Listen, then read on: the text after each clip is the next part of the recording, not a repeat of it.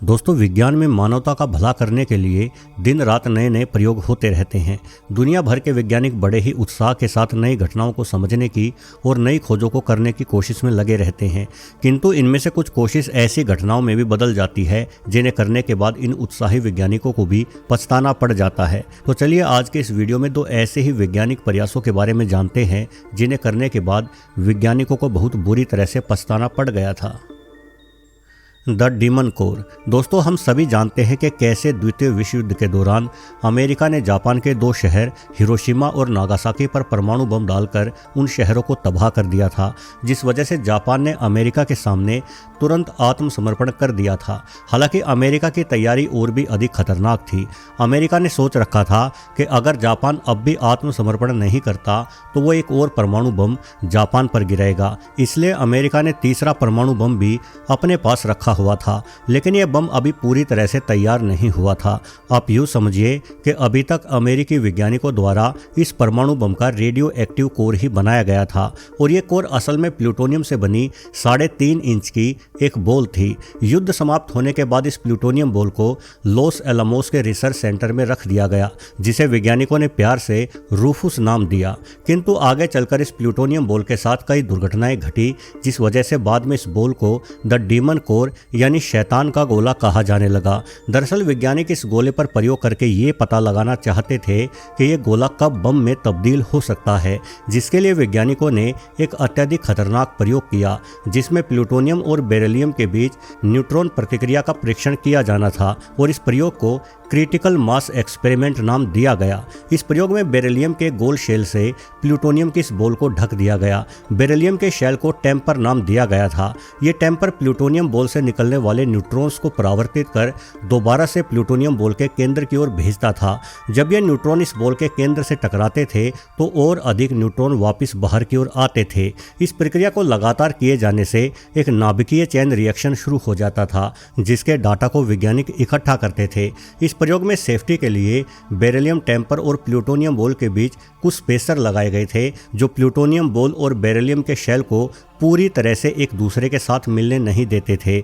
अगर ये शेल और प्लूटोनियम बॉल पूरी तरह से एक दूसरे के संपर्क में आ जाते तो प्लूटोनियम की ये बॉल एक्टिव हो जाती और फिर होता एक जोरदार धमाका। लेकिन वर्ष 1946 में लू स्लोटिन नामक एक वैज्ञानिक, जो कि एक कैनेडियन परमाणु भौतिक शास्त्री थे, ने इस प्लूटोनियम बॉल के साथ एक अत्यधिक खतरनाक प्रयोग कर डाला। इस सिरफिरे वैज्ञानिक ने बेरिलियम शेल के स्पेसर को निकाल दिया और अपने पास मौजूद एक पेचकस के जरिए बेरिलियम शेल को प्लूटोनियम के कोर से दूर रखा। उस समय कई अन्य वैज्ञानिक भी इस प्रयोग को देख रहे थे और सब कुछ सही चल रहा था, किंतु अचानक से लू स्लोटिन के हाथ में पकड़ा पेचकस नीचे गिर गया, जिस कारण बेरिलियम शेल ने प्लूटोनियम बॉल को ढक लिया। हालांकि लू स्लोटिन ने फुर्ती से अपने हाथों से शेल को पकड़ लिया, किंतु मात्र 1 सेकंड के लिए ही सही बेरिलियम शेल प्लूटोनियम बॉल के खतरनाक स्तर तक नजदीक पहुंच गया था, जिस कारण प्लूटोनियम बॉल में बेहद तेजी से खरबों बार रिएक्शन हो गए और पूरे कमरे में नीली रोशनी फैल गई। हालांकि इस रिएक्शन से निकली ऊर्जा हिरोशिमा पर गिरे परमाणु बम से 10 लाख गुना कम थी, परंतु ये ऊर्जा भी बेहद खतरनाक थी। दूसरे वैज्ञानिक जो लू स्लोटिन से दूर खड़े थे, उन पर इस रेडिएशन की ऊर्जा 500 REM या कहिए 500 रैम से कम थी। वैज्ञानिकों के अनुसार 500 रैम से ज़्यादा रेडिएशन इंसानों के शरीर पर बहुत ही बुरा असर डालता है। ये ऊर्जा हमारे शरीर में मौजूद DNA को नष्ट कर देती है, शरीर की कोशिकाओं को बदल देती है। वहीं लू स्लोटिन, जो कि इस ऊर्जा के ठीक सामने खड़े थे, उन पर इस रेडिएशन का हमला 2100 रैम से भी ज़्यादा था, जिस कारण जिस हाथ से लू स्लोटिन ने उस शेल को पकड़ा था, उनका वो हाथ तुरंत नीला पड़ गया और उस पर बड़े बड़े फोड़े उभर कर आ गए। अगले ही सेकंड स्लोटिन के शरीर की रोग प्रतिरोधक क्षमता पूरी तरह से नष्ट हो गई और उनके शरीर के रक्त में सफ़ेद एवं लाल रुधिर कणिकाओं का संतुलन बिगड़ गया। जब तक लू स्लोटिन के साथी वैज्ञानिकों ने इस पूरे मामले को संभाला, तब तक स्लोटिन बेहोश होकर जमीन पर गिर चुके थे। उन्हें अस्पताल ले जाया गया, जहां पहुंचते पहुंचते वो कोमा में चले गए और करीब 7 दिन तक बेसुध पड़े रहने के बाद उनकी मृत्यु हो गई। लू स्लोटिन मार्टिन की इस दर्दनाक मौत के बाद भी उनके साथी वैज्ञानिक हैरी डेगलिन भी इस प्लूटोनियम बॉल के साथ प्रयोग करते रहे, जिस कारण तेज रेडिएशन का शिकार होकर अगले 1 महीने के अंदर ही वो भी मारे गए। इसके बाद अमेरिकी सरकार ने इस बॉल के साथ प्रयोग करने को लेकर पाबंदी लगा दी और बाद में इस बॉल को अमेरिकी वैज्ञानिकों ने एक परमाणु बम के भीतर प्रयोग में ले लिया। सबसे खतरनाक फोटो। दोस्तों, चेरनोबिल परमाणु संयंत्र यूक्रेन में स्थित है। हालांकि वर्ष 1991 से पहले तक यूक्रेन रूस का ही हिस्सा हुआ करता था। 26 अप्रैल 1986 को इस परमाणु संयंत्र में एक भीषण दुर्घटना हुई थी, जिसे लागत और हताहत दोनों ही मामलों में आज तक की सबसे भयानक परमाणु दुर्घटना माना जाता है। यह दुर्घटना तब हुई थी जब एक परमाणु रिएक्टर के स्टीम टरबाइन में एक परीक्षण किया जा रहा था। इस परीक्षण की मदद से यह जानने की कोशिश की जा रही थी कि यदि अचानक पावर सप्लाई में कोई समस्या आती है तो यह परमाणु रिएक्टर कितने समय तक बिना बिजली के कार्य कर सकता है। परीक्षण के दौरान रिएक्टर तैयार करने में कुछ लापरवाही बरती गई, जिस कारण इस रिएक्टर का आउटपुट अचानक शून्य के बराबर हो गया। असल में ऑपरेटरों ने रिएक्टर की शक्ति को बिना पूरी तरह से हिसाब लगाए जरूरत से बहुत अधिक कम कर दिया, जिससे रिएक्टर एक अस्थिर अवस्था में जा पहुंचा। अब इस रिएक्टर को फिर से सामान्य अवस्था में पहुंचाने के लिए चालकों ने संयंत्र को बंद कर देने का फैसला लिया, मगर बजाय बंद होने के रिएक्टर के भीतर अनियंत्रित परमाणु अभिक्रियाओं की शुरुआत हो गई, जिस कारण एक के बाद एक कई भयानक विस्फोट हुए और रिएक्टर का अंतर्भाग तबाह हो गया। इसके तुरंत बाद रिएक्टर में भीषण आग लग गई और अगले 9 दिनों तक इस आग ने हवा में रेडियो एक्टिव प्रदूषण छोड़ा।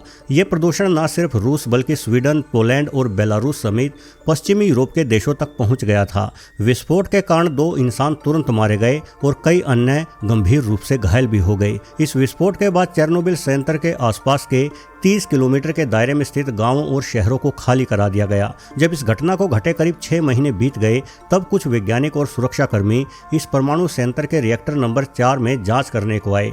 जैसे ही वो लोग रिएक्टर की ओर पहुंचे तो उनका रेडिएशन मापने वाला मीटर तेजी से बजने लगा, क्योंकि जिस रास्ते से वो जा रहे थे वहाँ काफ़ी रेडियो एक्टिव मलबा पड़ा हुआ था। इसलिए वो लोग रुक गए और आगे की स्थिति जानने के लिए उन्होंने एक कैमरा रस्सी एवं पाइप के सहारे आगे भेजा। इस कैमरे के जरिए उन लोगों ने देखा कि सामने करीब 6.5 फुट चौड़ा मलबे का एक ढेर पड़ा था, जो अंदाजन लगभग 100 टन भारी रहा होगा।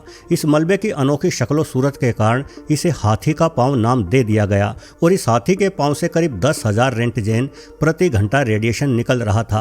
रेंटजेन असल में रेडिएशन को मापने की इकाई है, जिसका नाम एक्सरे मशीन की खोज करने वाले वैज्ञानिक विल्हेम कोनराड रेंटजेन के नाम पर रखा गया है।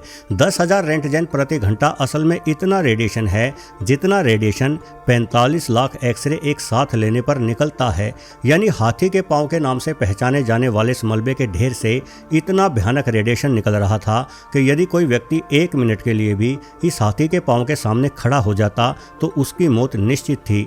इसके बावजूद भी वैज्ञानिकों के साथ आए एक परमाणु ऊर्जा इंस्पेक्टर, जिनका नाम आर्थर कोर्नियेव था, कुछ सेकंडों के लिए ही सही इस हाथी के पांव के निकट जा पहुंचे और ठीक उसी समय वहां लगाए गए कैमरे ने हाथी के पांव के साथ ही आर्थर की भी एक फ़ोटो ले ली। आप इस फोटो में हाथी के पांव नामक इस मलबे और आर्थर को देख सकते हैं। शायद आपको आर्थर दिखाई ना दे रहे हों, जरा ध्यान से देखिए, आपको वो एक भूतिया सी परछाई के रूप में दिखाई देंगे। यदि आप ये सोच रहे हैं कि फ़ोटो लेते वक्त ये कैमरा ख़राब हो गया था, तो ऐसा नहीं है।